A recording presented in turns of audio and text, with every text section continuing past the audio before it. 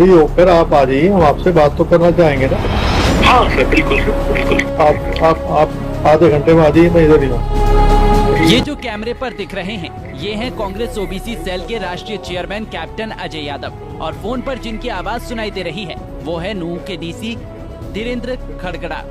दोनों के बीच करीब 2 मिनट तक फोन पर बातचीत हुई। शुरुआत तो काफी अच्छी हुई, लेकिन बातचीत खत्म होते होते कैप्टन अजय सिंह यादव का गुस्सा फूट पड़ा, जिसके बाद कैप्टन ने फोन पर ही नूंह के डीसी को ऐसा जवाब दिया कि हर कोई हैरान रह गया। राष्ट्रीय, सुन लीजिए मेरी बात, मैं राष्ट्रीय चेयरमैन हूँ।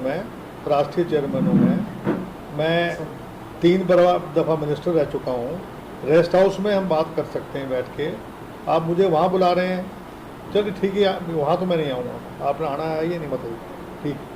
हाँ, मुझे बुला रहा है वहाँ जाके मैं कोई वो हूँ कि मैं किस लिए जाऊँगा। बीती 31 जुलाई को ब्रजमंडल यात्रा के दौरान नूंह में क्या हुआ पूरे देश ने देखा, बताने की जरूरत नहीं है। उसी हिंसा को लेकर बीते दिन कैप्टन अजय यादव नूंह के सर्किट हाउस पहुंचे थे। कैप्टन नूंह हिंसा मामले में दोनों पक्षों से मुलाकात कर उनके जख्मों पर मरहम लगाना चाहते थे, जिसकी परमिशन लेने के लिए उन्होंने सर्किट हाउस से नूंह के डीसी धीरेन्द्र खड़गटा को फोन मिला दिया। इस दौरान कैप्टन अजय यादव ने सबसे पहले नूंह के मौजूदा हालातों के बारे में पूछा, 28 तारीख को प्रस्तावित ब्रजमंडल यात्रा के संदर्भ में पूछा, और फिर दोनों पक्षों से मिलने की परमिशन की मांग रख दी, जिसको डीसी ने फौरन नामंजूर कर दिया। उधर परमिशन न मिलने पर कैप्टन अजय यादव ने फोन पर ही डीसी को सर्किट हाउस आकर नूंह के माहौल की जानकारी देने के लिए कहा, और इस दौरान डीसी ने भी आधे घंटे के अंदर सर्किट हाउस आने की बात भी कही। लेकिन इस बीच ना जाने क्या हुआ, डीसी ने सर्किट हाउस आने से इनकार कर दिया और कैप्टन को अपने ऑफिस में आने की बात कह दी। बस फिर क्या हुआ, कैप्टन अजय यादव का गुस्सा फूट पड़ा और उन्होंने नूंह के डीसी को 2 टूक शब्दों में कह दिया कि मैं 3 बार मंत्री रहा हूँ, ओबीसी सेल का राष्ट्रीय चेयरमैन हूँ, मैं आपके ऑफिस नहीं आऊँगा, आपको आना है तो ठीक, वरना मत आइए। आपके साथ हूँ मीटिंग में। दूसरा एक बात है सर, आपने मेरे को बताया तो है नहीं सर कि भाई मैं आना चाह रहा हूँ, कोई मेल की, तो मैं अभी एसडीएम को भेज देता हूँ सर। मैं एक बार वीसी से फ्री हो जाऊँ, आप ऑफिस में आ जाइए सर, ऑफिस में बैठ के बात कर लेंगे सर। कोई आपके साथ है सर? कितने लोग? नहीं, हम तो मैं हूँ, मेहताब है और 7-8 लोग हैं हमारे साथ आए हैं। हाँ, ज़्यादा लोग हम लेके भी नहीं आए हैं। तो हम ये चाह रहे थे कि भी थोड़ा आपसे जान लें क्या स्थिति है, क्या है क्या नहीं है, क्योंकि अभी नहीं उन्होंने जैसे अब 28 का दोबारा से आह्वान कर दिया तो परमिशन कैंसिल हो चुकी है सर। नहीं, वो ठीक है, वो तो ठीक है, लेकिन हम फिर भी जो दोनों पक्ष हैं उनसे मिलना भी चाहते थे कि भाई जो है क्या स्थिति। ये चीज़ रहने दीजिए, अभी ये रहने दीजिए। किसी और पक्ष से मिलने की सर मेरी सलाह नहीं है सर, मेरा रिक्वेस्ट भी है सर, क्योंकि ना तो सर आपने इंटीमेट किया, ना इस टाइप से कोई हमारे पास आया सर। इस टाइप से सर सही नहीं है, क्योंकि ये एक बड़ी डेलिकेट इशू है सर। इसको मेरा रिक्वेस्ट रहेगा, इसको यहीं तक नहीं, आप फ्री होकर आप आ जाइए, हम आपसे बात तो करना चाहेंगे ना।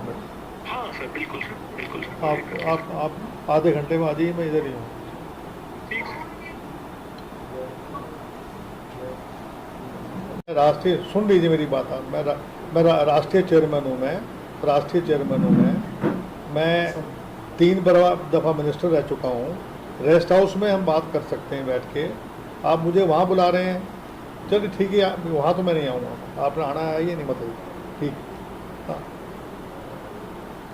मुझे बुला रहा है वहाँ जाके मैं कोई वो हूँ कि मैं किस लिए जाऊँगा। डीसी को खरी खरी सुनाने के बाद कैप्टन अजय यादव ने भाजपा सरकार, बजरंग दल और विश्व हिंदू परिषद पर भी जमकर भड़ास निकाली। उन्होंने कहा कि 28 अगस्त को नूंह में ब्रजमंडल यात्रा की परमिशन पुलिस प्रशासन ने नहीं दी है, क्योंकि ये लोग चाहते हैं कि दोनों तरफ के बीच दूरियां यूं ही बनी रहे और ये मुद्दा लंबा चलता रहे, ताकि मुस्लिम बाहुल्य नूंह में फिर अशांति फैले और सत्ता में बैठे लोगों को हिंदू मुस्लिम करने का मौका मिल जाए। कैप्टन ने तो यह तक कह दिया कि शिव का मंदिर गुरुग्राम में भी है, शिव का मंदिर रेवाड़ी में भी है, लेकिन ये लोग नूंह में यात्रा निकालेंगे ताकि सांप्रदायिक दंगे कराकर चुनावी हित साधा जा सके। आज मैंने अभी डीसी साहब से बात की थी, तो मेरा उद्देश्य केवल ये था कि आकर जो दोनों पक्षों से, चाहे वो किसी समुदाय के लोगों, उनसे मिलना मैं चाहता था, लेकिन डीसी साहब ने परमिशन कह रहे कि हम आपको नहीं दे पाएंगे। मेरा ये मानना है कि सरकार जो है इस मामले को लंबा खींचना चाहती है। आप देखिए कि ये यात्रा जो है, जो 84 कोस की यात्रा है, ये सिर्फ जो है होटल से चली जाती थी, लेकिन पिछले 4 साल में 3 साल से इन्होंने शुरू करी, कभी भी दंगे नहीं हुए यहाँ। 24 के चुनाव को देखते हुए ध्रुवीकरण की राजनीति करने के लिए बीजेपी की एक साजिश।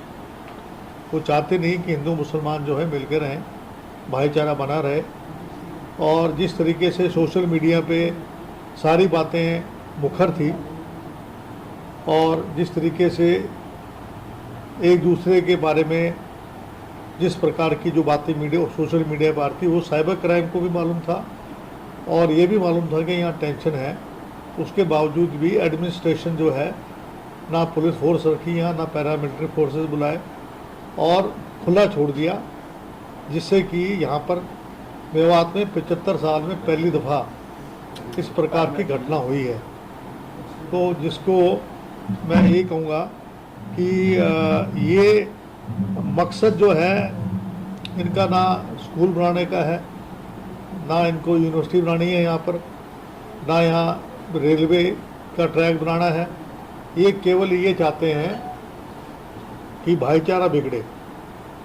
हम चाहते थे कि आज जाकर दोनों समुदाय के लोगों से, क्योंकि अगर मकान गिराए हैं तो ये कहते हैं हिंदू समुदाय के भी गिराए हैं और हमारे मुस्लिम भाइयों के भी गिराए हैं, तो उसमें अगर कोई दोषी नहीं है तो उसकी क्या भरपाई सरकार करेगी?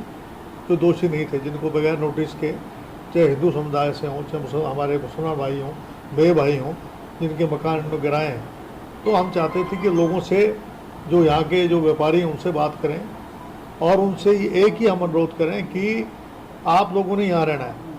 ये बाहर के लोग तो यहाँ आकर भाईचारा बिगाड़ने की कोशिश करेंगे। यहाँ से जो है शताब्दियों से जो है सब मिलके रह रहे हैं और आज से अगर 5-6 पीढ़ी पहले चले जाए तो मेव जो हैं वो गोत्र को भी मानते हैं और हमारे जो त्योहारों को भी मनाते रहे हैं। तो इनकी जो सरकार की जो मंशा ये है कि कट्टरता लेके आ जाए, चाहे वो हिंदू समुदाय हो, चाहे वो मुस्लिम समुदाय हो, इस प्रकार की इनकी पेशकश है ताकि ये भाईचारा दोबारा ना बने। तो हम ये चाहते हैं कि भाईचारा बना रहे। और लेकिन मैंने डी साहब से कहा कि आप मेरे से आके मुझे ब्रीफ करो कि किस तरीके से अभी 28 का इन्होंने आह्वान किया, इन्होंने परमिशन नहीं दी है। तो ये चाहते हैं कि चीज़ लंबी होती रहे और जो बजरंग दल के जो लोग हैं, जो उनका भी और वीएसपी के लोग भी हैं, वो चाहते हैं कि ये तवा गर्म रहे। कोई नहीं चाहता कि दंगे हो, ना तो मुस्लिम भाई चाहते हैं यहाँ जो रहते हैं, ना हिंदू भाई चाहते हैं, क्यों यहाँ मिलके इन्होंने रहना है। तो एज ए रिप्रेजेंटेटिव, चाहे मुझे पिछड़ा वर्ग का राष्ट्रीय चेयरमैन के वजह से, उनकी वजह से हमारे भाई खुर्शीद भी जी हैं जो हमारे जो राष्ट्रीय कोऑर्डिनेटर हैं, और हम सब लोग जो हैं, सनी है हमारा, जो हम लोग आए हैं। और आफ्ताब जी नहीं थे यहाँ, तो मेहताब जी उनके भाई मेरे साथ हैं और मलिक जी भी हैं। तो हमारा तो उद्देश्य यही है कि भाईचारा बना रहे। सर, भारतीय जनता पार्टी और हिंदू संगठन कहते हैं कि कांग्रेस ने ही दंगा करवाया है, इसको आप कैसे देखते हैं? देखिए, ऐसा है, अगर कांग्रेस दंगा कराती तो मैं यहाँ नहीं होता। और हमारा डेलीगेशन जो है वो किस लिए आया था यहाँ? कांग्रेस का कोई भी कार्यकर्ता जो सक्रिय कार्यकर्ता हो, पीसीसी का डेलीगेट हो, पदाधिकारी हो, इसमें इन्वॉल्व हो तो बताएं। ये तो भाजपा का षड्यंत्र है कि ध्रुवीकरण की राजनीति हो जाए। पिछली बार पुलवामा अटैक हुआ, सतपाल मलिक ने पोल खोल दी कि वहाँ पर जो 42 आदमी शहीद हुए थे, उनकी शहादत के ऊपर भी इन्होंने राजनीति करी, पिकेटिंग नहीं कराई ना। वहाँ पर जो है जब भी कोई वीआईपी जाता है या कोई कॉन्वॉय आती है तो पुलिस हर नाके पे खड़े, नाकाबंदी नहीं करी, रोड क्लियरेंस नहीं कराया। जब रोड क्लियरेंस नहीं कराया तो 300 किलो आरडीएक्स वहाँ आज तक कैसे पहुँच गया? बालकोट में अटैक कर जो चुनाव 2019 का ये चुनाव जीते केवल पुलवामा अटैक के ऊपर राजनीति करके जीते। नहीं तो लॉकडाउन में लोग परेशान थे, लोग कोविड से परेशान थे, आज भी लोग महंगाई से परेशान है, भ्रष्टाचार से परेशान है, बेरोजगारी से परेशान है। आज यहाँ यूनिवर्सिटी नहीं है, मेवात में, गुड़गांव में यूनिवर्सिटी नहीं है। यहाँ पर जो आपका मेडिकल कॉलेज है वहाँ पर लेक्चरर नहीं है। और जो यहाँ के सांसद हैं, क्या उन्होंने एक भी काम ऐसा किया है जिससे भाईचारा कायम हो सके? ये कहना था हमारा, कोई किसी भी हमारे कार्यकर्ता कोई रोल नहीं है। कैप्टन साहब, 3 लोगों को मुठभेड़ में पैरों में गोली लगी है, सवाल उठ रहे हैं, गिरफ्तारियों पर सवाल उठ रहे हैं, आप इनको कैसे देखते हैं? देखिए, ऐसा है, मैं ये कहता हूँ कि निर्दोष आदमी कि किसी समुदाय से हो, उसके खिलाफ पुलिस को कार्रवाई नहीं करनी चाहिए। हाँ, जो दोषी है उनके खिलाफ कार्रवाई करें। अब जिनके उन्होंने पैर पे गोली मारी है उसका फैसला तो कोर्ट ही करेगा कि वो दोषी है नहीं है। ना तो मैं कह सकता हूँ, ना कोई और कह सकता है। लेकिन मेरा ये कहना कि जाति ना करें, निर्दोष लोगों को घरों से ऐसे ना उठाएं। जब तक आपके पास, अगर पुख्ता आपके पास, ये कहते हैं हमारे पास वीडियोग्राफी है, उस वीडियोग्राफी में जो लोग हैं उनके खिलाफ कार्रवाई करें, जो लोग मासूम हैं जिन लोगों के खिलाफ। अच्छा, आप मुझे बताइए कि क्या ये इसमें हाई कोर्ट ने स्टे क्यों दिया? सुप्रीम कोर्ट ने, हाई कोर्ट ने इसमें स्टे क्यों दिया? आप कोई सिस्टम तो होना चाहिए किसी का मकान गिराने के लिए, आप नोटिस दें। एक तो मकान ऐसा तो 93 में इंदिरा आवास योजना के तहत बना था, उसको तोड़ दिया गया। तो जाति नहीं होनी चाहिए किसी के साथ, चाहे वो हिंदू भाई हों। ये कहते हैं हमने 78 घर हिंदू भाइयों के गिरे, 365 बता रहे हैं हमारे बे भाइयों के गिरे। तो उनमें से जो निर्दोष लोग हैं उसके बारे में इन्होंने कोई आज तक इन्होंने उसकी कोई तहकीकात करी है?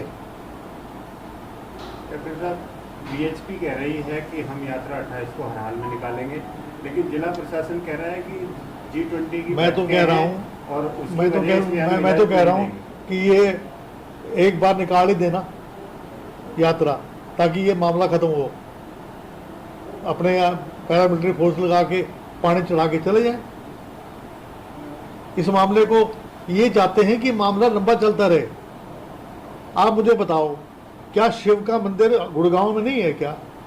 क्या शिव का मंदिर जो है रेवाड़ी में नहीं है क्या? लेकिन जानबूझकर जो है मुस्लिम मेल मोहल्ले क्षेत्र में, आप मुझे बताइए, नल्लड़ जो है, जो मंदिर है, हम वहाँ भी, मैंने आज तक नहीं गया, मैंने पहली दफ़ा इसके बारे में सुना। मैं भी वहाँ भी जाना चाहता था। हम तो बल्कि एक शांति मार्च निकालना चाहते हैं, नल्लड़ से लेकर महात्मा गांधी के वहाँ तक कांग्रेसी लोग हमें परमिशन दे दे शांति मार्च के लिए। हम दोनों हिंदू भाई और मुसलमान भाइयों से हाथ जोड़कर विनती करेंगे कि भाई बीजेपी और वीएचपी के षड्यंत्र में मत फंसो। जल अभिषेक यात्रा क्या प्राचीन यात्रा है क्या? 84 कोस की यात्रा में जो गए थे, उनको मुसलमान भाइयों उनके पांव दबाते थे, उनको जो है खाना खिलाते हैं, उनको बैठाते हैं। सिर्फ ये शुरुआत इन्होंने 4-5 साल की थी, 4 साल। तो पहले दंगे क्यों नहीं हुए? पहले भी तो मुसलमान भाई भी यहीं थे और हिंदू भाई भी यहीं रहते थे, पहले क्यों नहीं हुए? लेकिन 2024 का चुनाव इनको नजर आ रहा है, क्योंकि कोई इनके पास कोई उपलब्धि नहीं है, ना मेवात के लिए, ना गुड़गांव के लिए, ना रेवाड़ी के लिए। ये है मामला और कोई नहीं। नूह में हिंसा के बाद कैप्टन अजय यादव का ये दूसरा दौरा था। पहले दौरे में कैप्टन अजय यादव समेत कांग्रेस के पूरे प्रतिनिधिमंडल को जिले के बॉर्डर से ही वापस लौटा दिया गया था और दूसरे दौरे में भी कैप्टन हिंसा प्रभावित लोगों से नहीं मिल सके। ऐसे में पहले से ही कैप्टन गुस्से में थे और इस दौरान डीसी ने सर्किट हाउस में आने के लिए हाँ कहकर जब बाद में इंकार कर दिया तो कैप्टन साहब आग बबूला हो गए और उन्होंने डीसी को ही हड़का दिया। फिलहाल नूह में मौजूदा हालात कैसे हैं? क्या ब्रजमंडल यात्रा अभी होनी चाहिए या बातें? और क्या डीसी पर कैप्टन का ये गुस्सा जायज था? इन तमाम सवालों पर आपकी क्या राय है? कमेंट के जरिए जरूर बताएं।